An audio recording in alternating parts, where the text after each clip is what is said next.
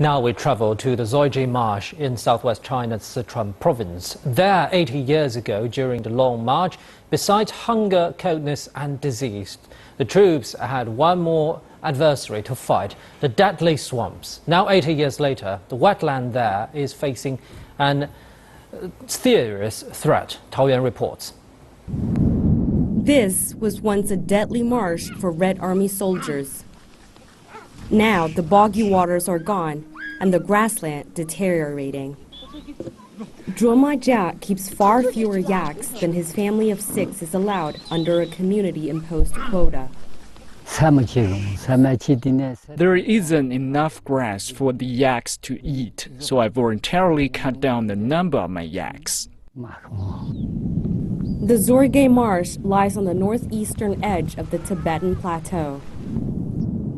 It influences local weather and provides water that flows into the upper reaches of the Yellow River.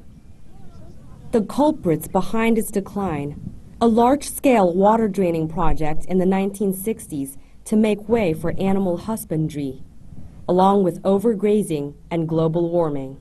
In the most extreme case, desertification. It's hard to believe that this is happening right in the middle of vast grassland, and this is not a single case. Standing here, you can see the same phenomenon happening over there on that hillside. The local government is stepping up efforts to cope.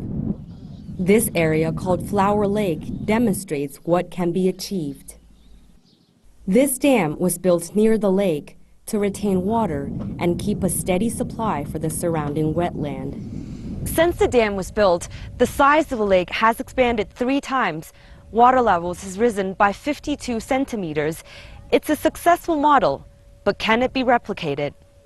Han Jinfeng is with the local wetland restoration office. No, other places aren't the same. The model only succeeded here because the lake happens to be here to provide water. Other places don't have this luxury. Smaller scale dams are being built all across the wetlands, with limited results.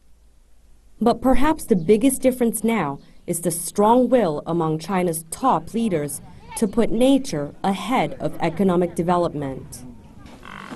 Officials here admit that change is going to be slow. But that is what Tibetan herdsmen like Zhuo Maijia and their centuries-old ways are counting on. Tao Yuan, CCTV, Sichuan Province.